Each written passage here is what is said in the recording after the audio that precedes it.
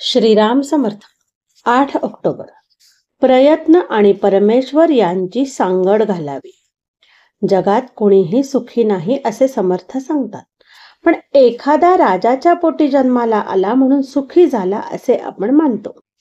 खाण्यापिण्याची अडचण नसली म्हणजे त्याला इतर काही काळजाच नाहीत असे म्हणून कसे चालेल? मागल्या जन्मी मी कोणाचा तरी घात केला म्हणून आज हे दुःख वाट्याला आले आहे असे आपण म्हणतो. आणि त्याचबरोबर फलाशेने कर्म करून पुढील जन्माची तयारी आजच करू लागतो, पण त्यातून सुटण्याचा काही मार्ग पाहत नाही. कर्मामध्ये आजवर मोठमोठे लोक गुंतून राहिले आहेत. जन्माला आलो तो जन्माचे सार्थक करून घेण्याकरिता, पण या फेऱ्यातच आपण अडकून पडलो तर काय उपयोग?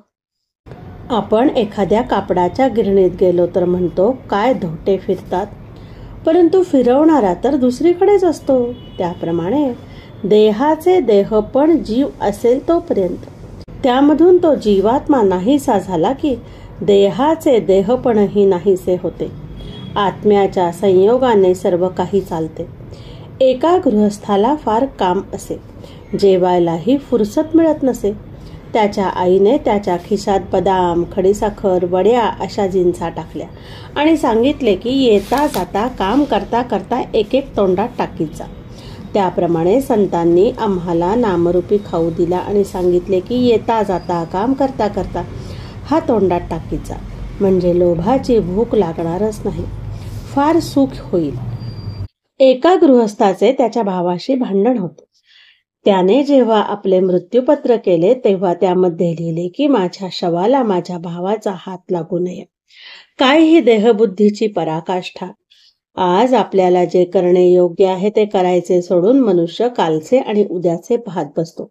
पुष्कळ लोकांना उद्या काय होणार आहे हे कळायला पाहिजे असते, पण आपला पुढचा काळ चांगला यावा म्हणून आपण आज चांगले वागणे जरूर आहे.